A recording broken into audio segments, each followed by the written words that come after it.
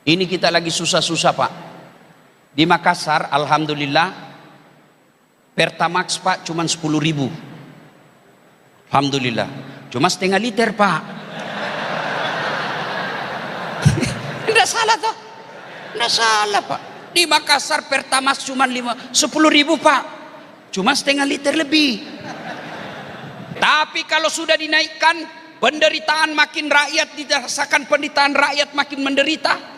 Yang miskin makin miskin, yang kaya mencaplok kekayaan, dibiarkannya kita lari kemiskinan dalam kemiskinan. Mereka mengelola negara dengan sewenang-wenang.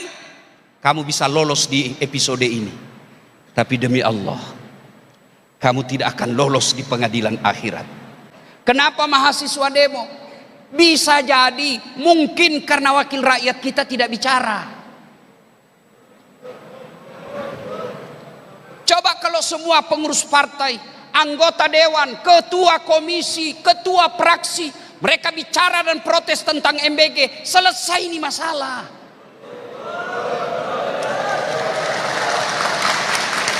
Cuma kan mereka tidak bicara. Kenapa mereka tidak bicara? Mereka juga punya dapur. Karena mereka tidak bicara, ya mahasiswa turun. Kalau negara ini kita baik Pak, pengelolaannya baik, ngapain kita ribut? Untuk apa mahasiswa ke jalan? Mereka lebih baik belajar supaya cepat sarjana membahagiakan orang tuanya. Bapak Ibu, saudara-saudara sekalian, teristimewa alim ulama, para guru, kiai, para habaib yang insya Allah dimuliakan rahmati Allah Subhanahu wa Ta'ala. Juga kita hormati para pejabat yang hadir di tempat ini, baik yang masih bertahan maupun yang sudah kembali karena urusan yang lain. Alhamdulillah. Bapak Ibu saudara-saudara sekalian, jam 4 dini hari tadi, jam 4 tadi ada 4 golongan manusia. Pertama masih tidur jam 4. Yang kedua belum tidur gara-gara nonton bola. Yang keempat sudah bangun nonton bola, kemudian datang di masjid. Kira-kira mana yang berkah? Mana yang berkah? Itulah orang yang hadir di masjid. Selalu kita bilang, ya Allah berikan saya keberkahan. Tapi kita tidak tahu mana itu berkah. Sama-sama melewati jam 4 subuh. Sama-sama hidup di Jakarta. Sama-sama umurnya. Tapi ada yang tinggal di rumah, tidur. Ada yang datang di masjid. Itulah yang berkah hidupnya, yang datang di masjid. Andai saja dilihat pahalanya salat jamaah, kata Nabi, kamu akan datang meskipun kamu dalam keadaan merangkak. Coba kalau diumumkan sama gubernur di sini, siapa yang datang sholat subuh berjamaah dikasih beras 50 kilo, saya yakin jam 10 malam sudah penuh masjid. Tapi karena pahalanya tidak kelihatan, maka hanya orang-orang yang dapat hidayah yang bisa datang ke masjid. Sampai di masjid pun macam-macam. Belum full. Ada yang dapat 5, ada yang dapat 7, ada yang dapat 10. Yang dapat 5, kira-kira yang pegang handphone. Tidak serius dengar ceramah. Sudah dikasih tahu, masih juga dipegang HP-nya. Ya Pak, alhamdulillah, itulah berkah. Berapa menteri di Indonesia? Berapa menteri di Indonesia sekarang? Banyak. Kalau saya tidak salah lebih 100. Iya. Tapi yang hadir untuk menemani kita sholat subuh 1. Itulah yang disebut pejabat yang berkah hidupnya. Banyak menteri, tapi jam 4 masih tidur. Bangun jam 5, ya bagus kalau sholat. Alhamdulillah menyertai kita. Menko Pangan, ndak usah buruk sangka. Dia datang mau ikut presiden kah, mau jadi apakah, urusan dia, urusan kita sesama muslim. Kita hormati kalau dia datang ke masjid. Hati-hati, banyak orang termakan hasut. Banyak orang tidak senang dengan menteri yang dekat dengan ulama. Maka dicarilah kelemahan-kelemahannya. Pasti manusia punya kelemahan. 10 hidupnya dia carinya kelemahan. Pasti ada didapat kelemahan 2. Yang 2 dia besarkan, yang 8 dia lupa. Supaya apa? Tidak ada pemimpin yang baik agamanya yang cinta ke masjid. Hati-hati orang Islam menyikapi media. Bapak Ibu tahu enggak? Setiap bulan 5, setiap mau penerimaan siswa baru, pasti pesantren diserang. Dicarikan kelemahan-kelemahannya, dicarikan keburukan-keburukannya. Supaya apa? Orang Islam berkata, tidak usah kau sekolahkan anakmu di pesantren. Tuh dia. Padahal ribuan pesantren, ada satu yang jelek, ini yang dihabisi. Yang 999 dia lupa. Hati-hati menyikapi media. Hati-hati menyikapi media. Saya sering jadi korban. Muka-muka saya, suara-suara saya, video-video saya, tapi narasinya diubah. Jual obat kuat. Wah. Ustadz viral dari Makassar, jual obat kuat. Tersinggung saya, Pak. Kalau jual tasbih oke lah, jual parfum oke, obat kuat Pak. Saya masih kuat Bu, masih bisa 5 kali sehari. Salah paham, ceramah. Hati-hati menyikapi media. Bapak Ibu saudara-saudara sekalian, berkah hidup inilah yang kita inginkan. Tahun baru bertahun-tahun umur, kita berharap usia tua kita berkah. Alhamdulillah dalam masjid ini orang tua banyak saya lihat. Muka-muka sakaratil maut. Alhamdulillah berkah Pak hidup kita. Tapi hati-hati, jangan sampai anak kita tidak pernah ke masjid. Demi Allah, kita perlu anak kita anggota DPR. Kita bangga kalau anak kita dokter spesialis. Kita bersyukur kalau orang anak kita jadi profesor doktor. Tapi keliru kalau semua prestasi itu tidak disertai dengan tidak pernah dilihat di masjid. Anak bapak keluar negeri S1, S2, S3 hebat.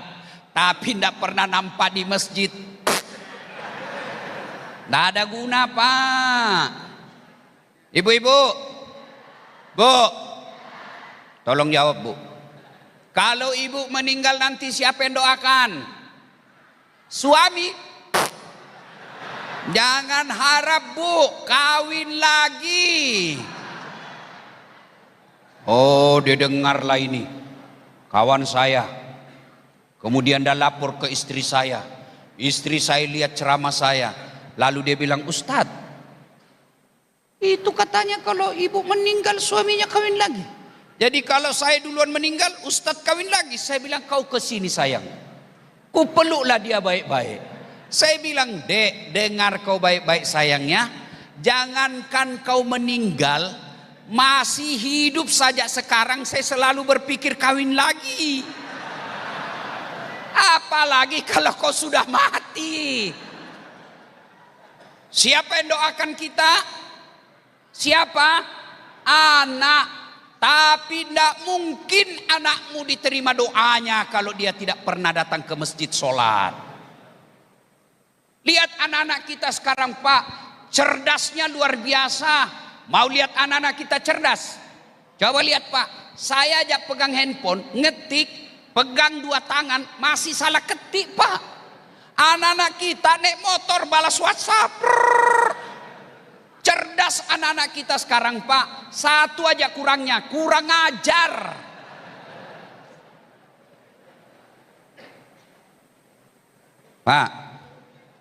Pak, ini yang sudah tua-tua nih. Mana anak bapak?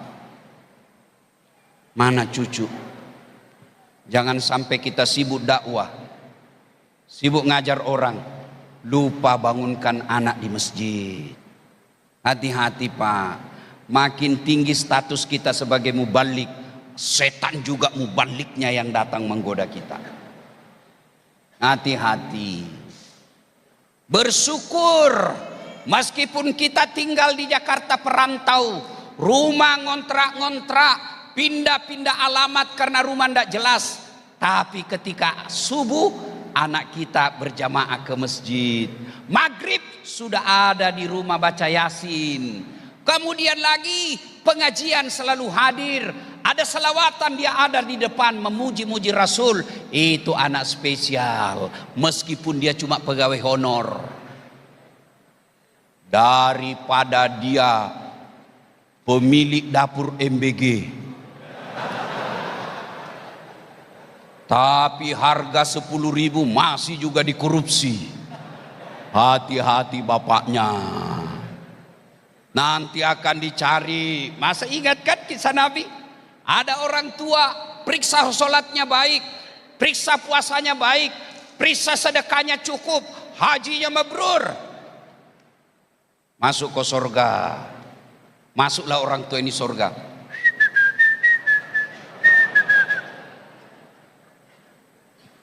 Tiba-tiba ada anak berteriak dari neraka, "Ya Allah, tahan, tahan, itu bapak saya. Kalau dia masuk surga, kenapa saya ada di neraka? Dia pergi sholat, saya tidak dibangunkan. Dia ikut pengajian, saya tidak pernah diajak. Dia puasa, saya tidak pernah dibangunkan sahur. Memang dia agamanya baik, cerdas dia, tapi saya tidak dididik dengan baik. Di mana maha adilmu ya Allah?"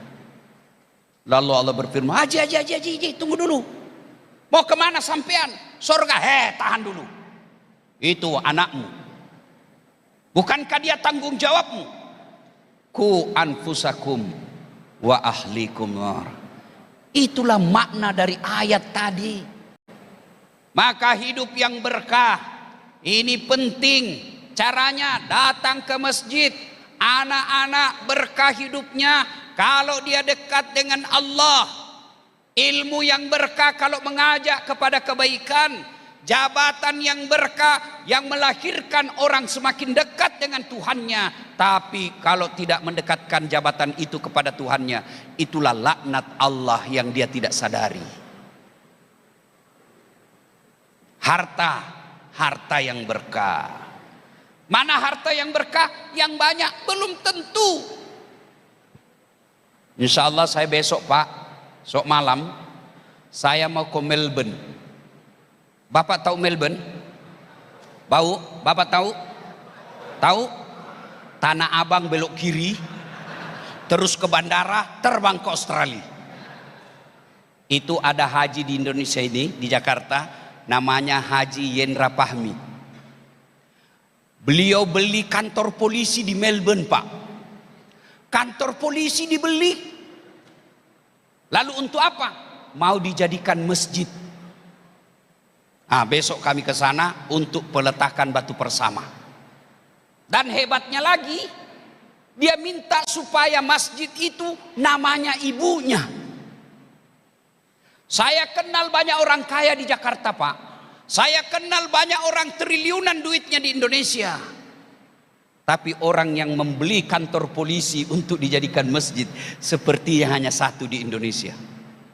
Hebatnya lagi, nama ibunya untuk masjid itu. Apa maknanya? Satu, hartanya berkah. Dua, birrul walidain, memuliakan orang tua. Alangkah bahagianya Pak, ketika kita sudah di alam kubur, tapi masjid yang dibangun anak kita ditempati sujud 5 waktu. Pak, harta berkah. Ibu-ibu mau punya harta berkah? Mau? Dengar ini nasihat saya.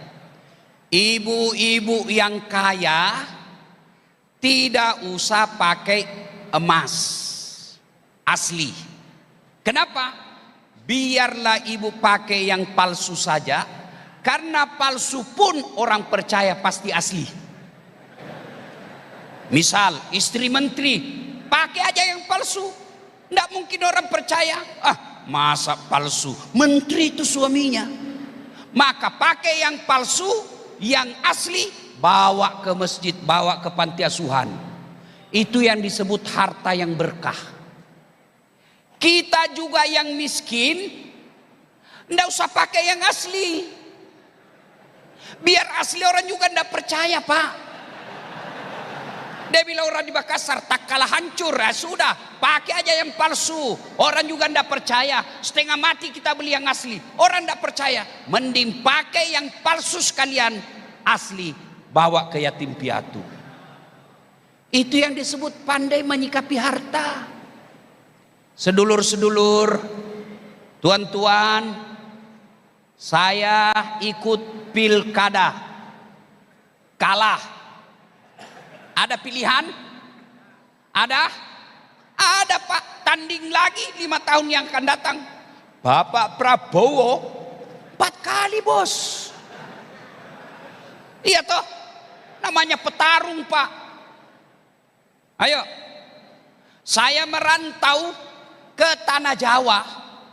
Di Tanah Jawa tidak enak, molek, balik lagi. Mangan orang mangan, yang penting ngumpul. Iya toh? Iya Pak. Saya tidak disenang sama gubernur. Ada pilihan? Ada.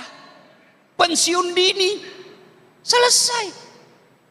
Ibu-ibu, suamimu jahat, malas cari nafkah, kasar kelakuannya. Ada pilihan? Ada pilihan?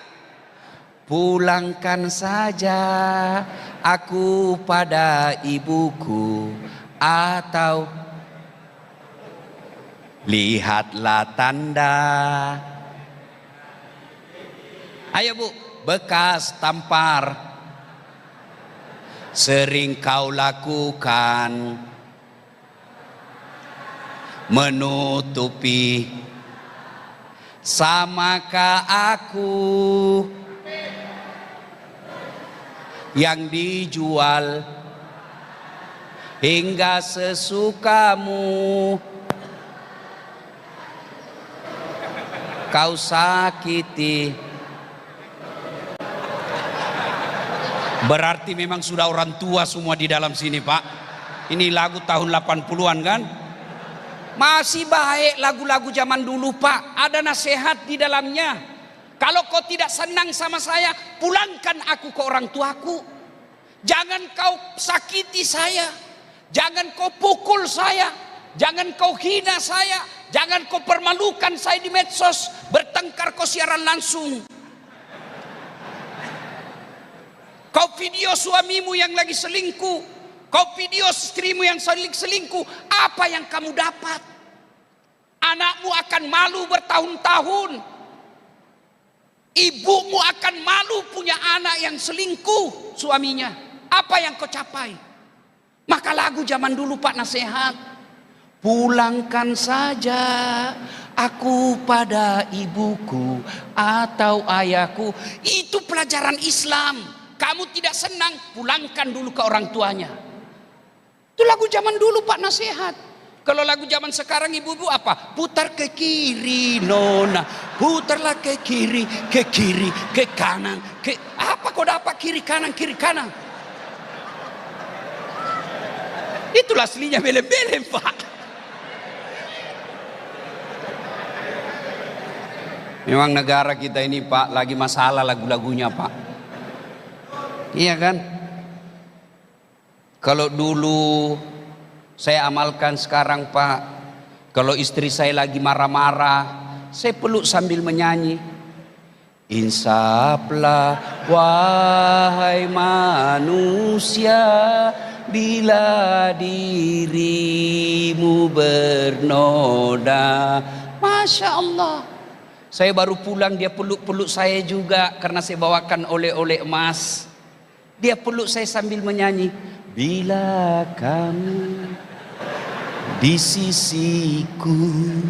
Kayak film India. Ayo, berkah. Tuan-tuan, anak perhatikan.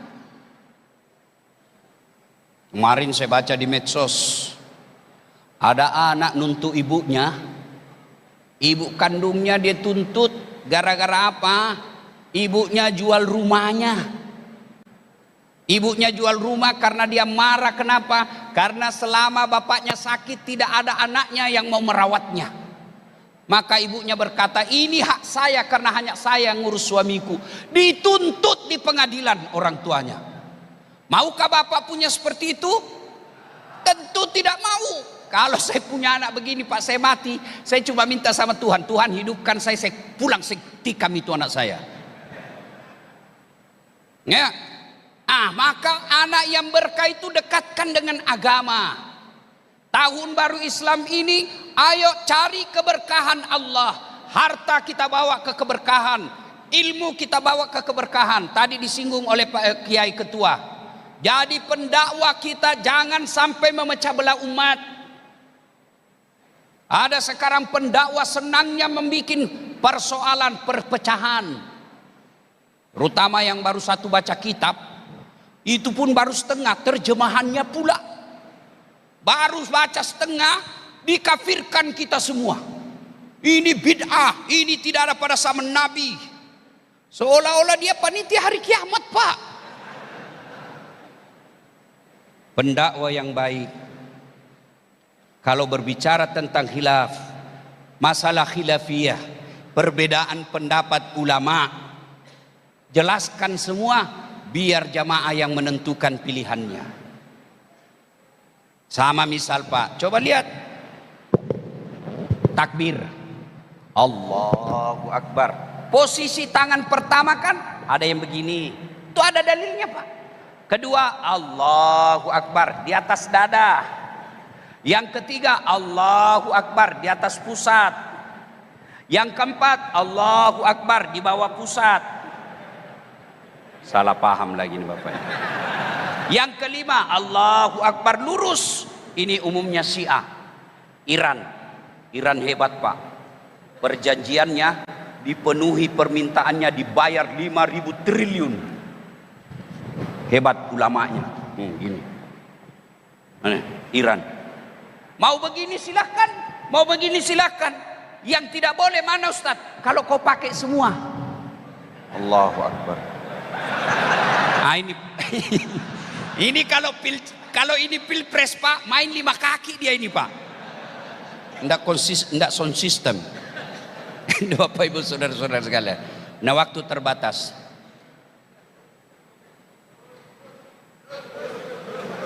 Apa terus-terus? Nih, biasanya hari Ahad Car Free Day.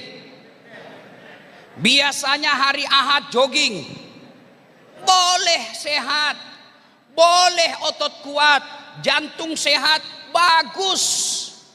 Tapi jangan lupa sholat dulu. Ada kan lagunya Ome Rama, ya kan? Lari pagi memang penting, tapi jangan lupa subuh. Sholat dulu. Jangan lalu kesehatan, lalu Tuhan kau lupakan. Keterlaluan. Iya, boleh Pak.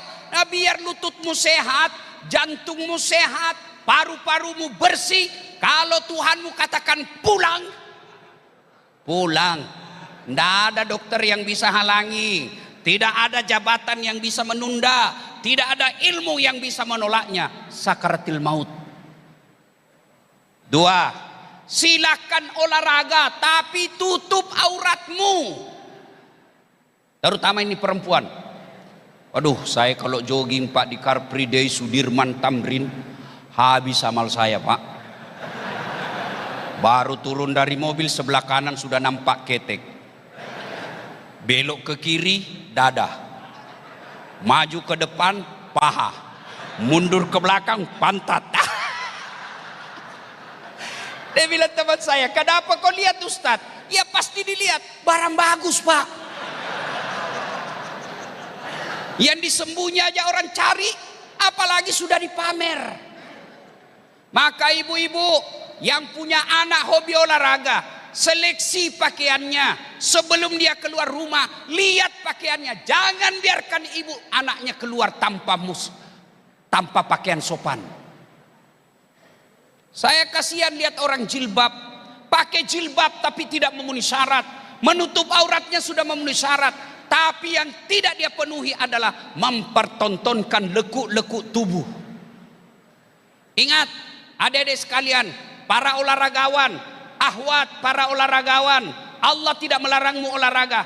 Pakaiannya syaratnya satu, tutup auratmu. Dua, tidak mempertontonkan lekuk-lekuk tubuh. Ada orang tutup aurat tapi bajunya sempit betul, kayak lontong Pak. Bapak pernah lihat lontong? Bapak pernah lihat lontong? Itu kan masih ada bekas-bekas ikatannya kan. Yang ketiga syarat pakaian, pantas. Kalau kamu ibu haji pantas enggak?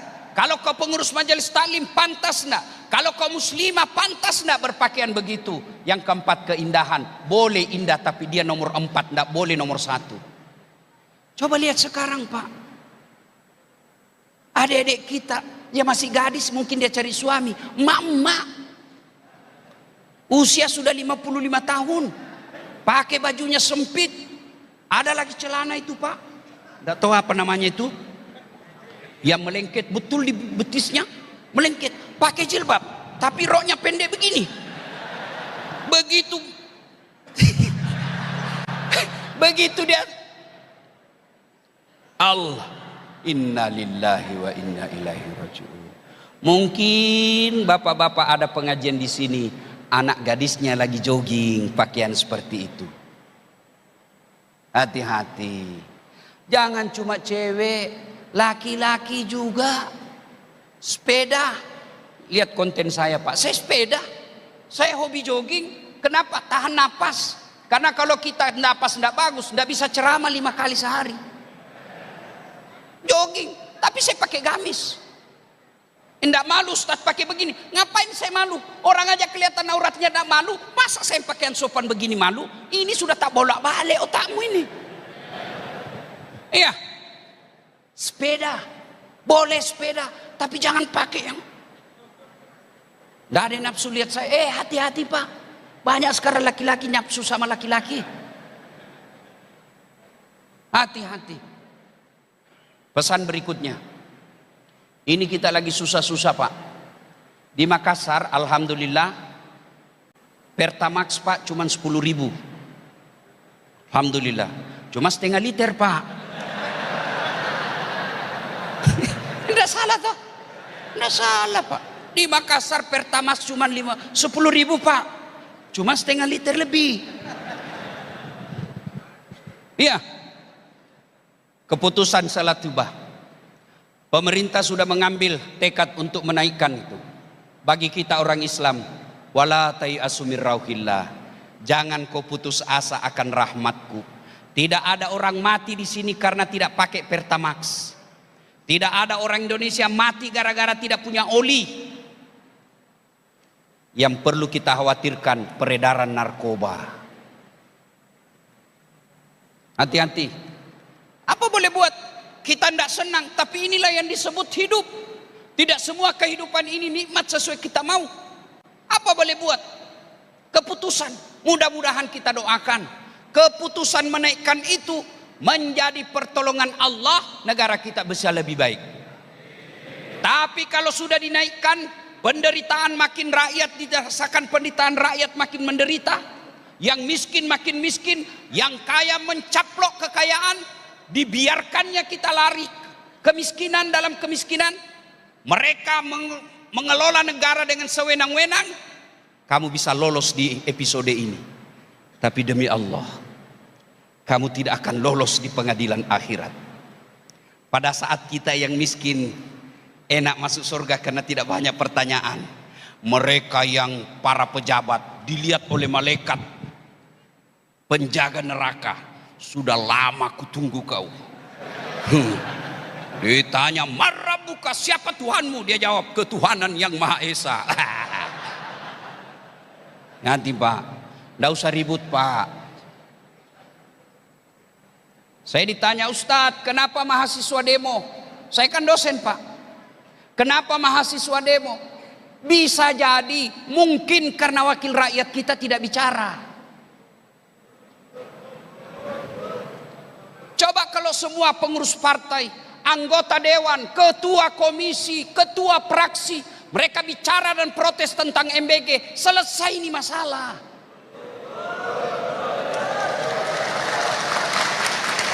Cuma kan mereka tidak bicara. Kenapa mereka tidak bicara? Mereka juga punya dapur. Karena mereka tidak bicara, ya mahasiswa turun. Kalau negara ini kita baik Pak, pengelolaannya baik, ngapain kita ribut? Untuk apa mahasiswa ke jalan? Mereka lebih baik belajar supaya cepat sarjana membahagiakan orang tuanya. Saya misalnya selalu gaspol tentang MBG. Kenapa saya bicara begitu? Bukan karena saya benci negara, tapi karena saya cinta negara dalam bentuk koreksi. Tapi kalau mau ngoreksi juga harus punya sopan santun. Boleh enggak kita mengoreksi pemimpin? Boleh. Mana aturannya? Coba lihat kalau berjamaah. Kita wajib ikuti imam. Umat Islam, imam dalam sholat, kalau imam ruku, bapak batal sholatnya kalau bapak langsung sujud. Imam mestinya tahiyat, bapak bilang, saya jenderal, saya naik Allahu Akbar. Batal sholatnya Pak. Jenderal kadia, pengusaha kadia, alim kadia, ikut imam. Kalau imam katakan ruku, ruku. Tapi ketika imam salah, kita koreksi. Cara mengoreksinya, imam salah, mestinya dia ruku, dia sujud. Cara mengoreksinya bukan ditendang, bodoh ini. Enggak Pak. Begitu dia salah, bukan didorong pantatnya, beleng-beleng ini. Enggak. Apa yang diucapkan? Apa yang diucapkan? Subhanallah. Kita puji Allah. Itu artinya mengoreksi, mulut harus tetap punya adab dan santun. Tapi ketika mengeritik, harus kritik secara konstruktif. Mana itu kritik konstruktif? Contoh, imam terputar tidak mau selesai bacaannya. Wala antum abiduna ma abud, wala ana abidum ma abattum, wala antum abiduna ma abud, wala. Bagaimana cara koreksinya? Bapak ucapkan dulu subhanallah. Masih mutar, Bapak jangan coba subhanallah terus. Subhanallah, subhanallah, subhanallah. Bingung imam. Maka begitu subhanallah, imam perhatikan, koreksi. Masih salah, maka kita ucapkan lakum dinukum walyadin. Imam juga kalau sudah bilang lakum dinukum walyadin, jangan juga Bapak masih tegak. Itu artinya antara pengeriti dan yang dikeriti harus punya sama-sama kepekaan sosial. Bapak Ibu saudara-saudara sekalian, ingin rasanya berlama-lama, tapi waktu yang terbatas. Bapak pikir saya tukang parkir? Cukup ya. Pesan khusus, Bapak Ibu, balik ini perhatikan anak kita. Perhatikan anak Pak. Jangan kasih makan uang haram. Uang haram itu uang serangan fajar ketika pilkada. Tapi dia bilang bukan serangan fajar ini Ustadz, ini sedekah subuh. 2, kasih contoh yang baik. 3, hindari dari lingkungan maksiat. 4, doakan. Pak, pasti kita mati Pak. Pasti. Yang bisa menyelamatkan kita di kubur kelak, anak yang soleh dan soleha. Caranya itu tadi, beri makan yang halal, kasih contoh, kasih nama yang baik, doakan. Doanya ringkas, Allahumma rabbi habli minas shalihin. Demikian usikum wa nafsi bitaqwallah. Fastabiqul khairat. Assalamualaikum warahmatullahi wabarakatuh.